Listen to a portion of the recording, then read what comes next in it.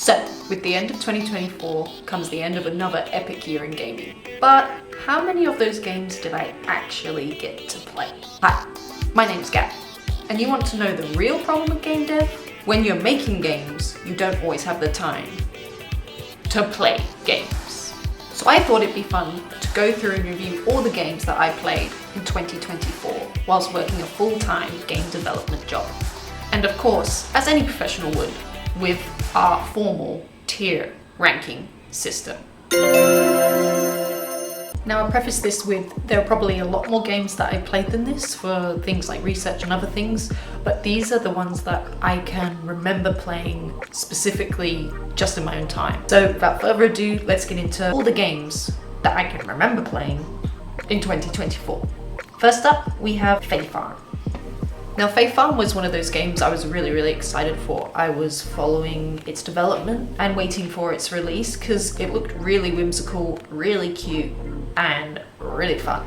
From playing it, I can say that it definitely is all three of those things. It's also got elements like a full multi-tool that, depending what you're standing in front of, it knows what tool to use and how to interact with it, which I thought was really intuitive and made for pretty immersive gameplay, saving time with inventory management and things like that. The art was really cool, which probably is what initially motivated me to pick up this game, with also, let's be honest, I mean the fairy element of the game. You get fairy wings and it's actually pretty funny. You can sort of break the map with how you can jump around and everything, and that, along with the jump pads and the teleporting, made for a really cool experience. One of the things though that I thought was lacking in this game was the NPC interactions and the quest system. The dialogue just didn't feel as immersive as, say, other sim games such as Stardew Valley and Harvest Moon and Rune Factory, and this was definitely chasing that, but there were things like the amount of buttons you had to click through in order to get to the quest dialogue. And so there was a disconnect there, I feel, that took away my connection to the townspeople. In saying that though, I am going to put Fae Farm into the A tier. Next up, we have Zelda Tears of the Kingdom. Now, yes, I know what you're thinking. Gabriella, this was a 2023 release. What are you doing playing it in 2024? Well, I am very disappointed in myself. Zelda Tears of the Kingdom was probably my most anticipated game that I can think of within the last 10 years, probably more. Breath of the Wild was one of those games that completely changed my psychology as a gamer. Before, I'd be quite passive and just enjoy going through the story and not really going for side quests. But Zelda Breath of the Wild taught me, well, I want to say forced me, but I'd say maybe opened up a third eye in my gaming realm, where I just wanted, I wanted all of it. I wanted to explore all of it. I wanted to know all there was to know. Finding all 999 or whatever it is Koroks, all to get, I mean, I'm not going to spoil it in case other people are on the quest to find all the Koroks, but was it worth it? Yes, because this game was incredible, and Zelda Tears of the Kingdom was just more of that, more epicness with its own unique set of mechanics, which of course I feel like every Zelda game brings. Now, have I completed Zelda? No. And it's just because I feel like I haven't had the proper brain space to really dedicate the time that I want to dedicate to this game like I had with Breath of the Wild.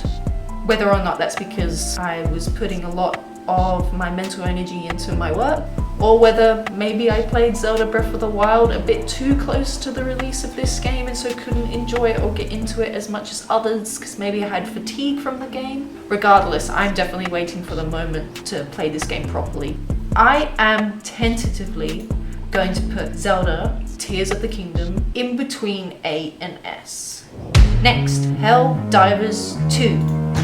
Now, I mean, I feel like there isn't much to say here for Helldivers 2 in terms of the quality of the game. The Game Awards at the end of last year sort of spoke for themselves on this matter, but Helldivers 2 was definitely the best multiplayer game that I played in 2024. The chaos was just hilarious, and I'm so glad that this game leans into the chaos rather than deterring away from it. It's almost like controlled, chaotic jank. I also think it's really incredible how they've sort of made a live environment. It is Democracy Manifest. It is, without a doubt, an S-tier game. I do feel bad for my friends though. I was definitely one of those Helldiver players which was flailing around trying to figure out how to use the weapons. I'm doing my part. I'm doing my part. I'm doing my part. I didn't do fuck. But we still had fun, which at the end of the day is the main thing when you play games, to have fun. Next up is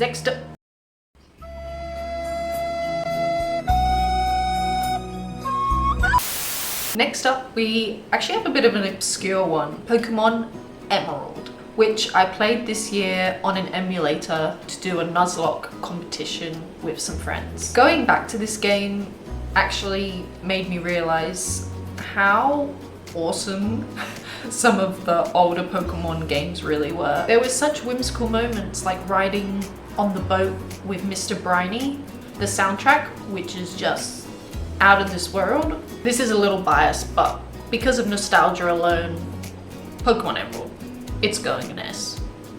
Game review. Next up we have Moonstone Island, another adventure farming sim game, cut from the same cloth as Stardew Valley and Fae Farm. You can sort of see a pattern here of what sort of games I enjoy playing. Now, Moonstone Island was top level for its exploration and also its unique combat systems. You have similar creatures as you do in Pokemon, where they have different types, but this was done in a whole completely different way where all the combat was based off of cards that you can play that you have in a deck, which made Moonstone Island really intriguing and its own unique experience. Now with this game, compared to Fae Farm and Moonlighter, I did find that I got out of the NPCs what I thought those other games were lacking. There was a connection there. There were quests where you could get little buddies for the people of the town and then watch them move around. They had schedules like they do in Stardew Valley. You were able to build relationships with them, and their dialogue definitely made me feel more connected to the people of the town, making me immersed in the world of Moonstone Island rather than feeling a disconnect. With all the islands though, and with all the exploration, did come a level of grinding. With the different type temples you came across, you needed to be at a certain level in order to defeat them, a lot like the gyms in Pokemon. However, because the map was open and you didn't have that linear level of progression, there was an element of it feeling like a chore rather than as part of the story. But there was a time where I really couldn't put Moonstone Island down, so I'm putting it in the A column. Next we have Moonlighter. Now Moonlighter is one of those indie games that brings a whole new fresh perspective and fresh mechanics to, some might say, an overly saturated market. A bit like Binding of Isaac, you have to make your way through levels and different rooms of the dungeon, get deeper into the mystery. But part of this, as you play, you also own a shopfront, and that's where you sell the resources that you find whilst you're in these dungeons. But the thing with selling them is you can choose how much money that these items cost. And as a shopfront owner, you don't want people to feel like they're getting a bargain. You just want them to feel like the purchase was fair. But this is all part of the game, right? Making the interaction with the AI really, really curious, really, really meaningful. In saying this though, a bit like with Fae Farm, I did feel disconnect to the other people with shops in the town.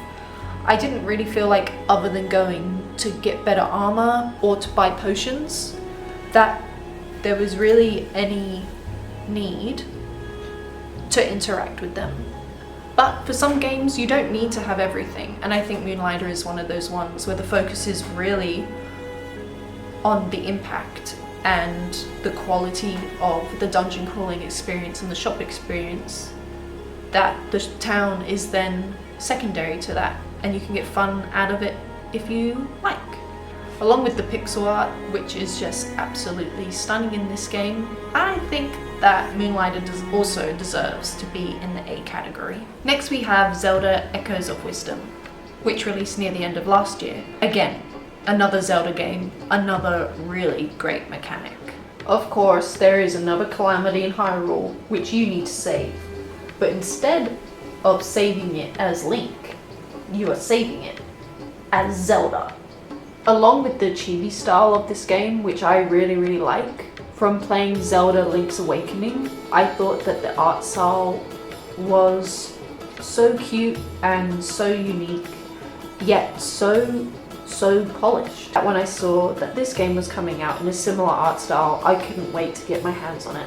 One thing that I sometimes found with this mechanic, however, was that it would discourage me from engaging in combat with enemies. But there was sort of also a kind of fun in also not engaging in this combat and rather watching it unfold in front of you, depending on what creature or object you decided to replicate, which did lead to some really immersive gameplay. This is the game that I'm currently playing and currently working through. Right now it's sitting in a solid A tier, could be an S tier, but I might have to update you with that one on the final results. Lastly, and I've included this one in here because why not? I mean, it's still a game, right? The Pokemon Trading Card app. Now, I will show you this footage of me opening 10 card packs and you can tell me what sort of experience that gives a player. Pokemon Trading Card Game. A new themed booster pack just came out, Mythical Island, with me on it. I've been informed. So we're gonna go wild, using up all of my hourglasses for this. Okay. Look at them. Joltik. I love him. Ooh, Scorpion. So many new ones, I love it already. New Carp.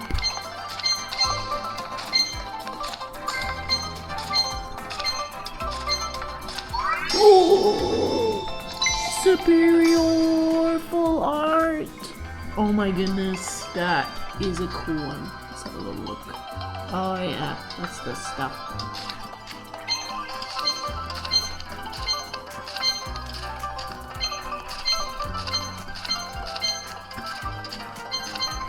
Having a bit of a dry spell since the superior high. But that's okay. Oh my god, then that art's so cute. Blue. Hate that guy.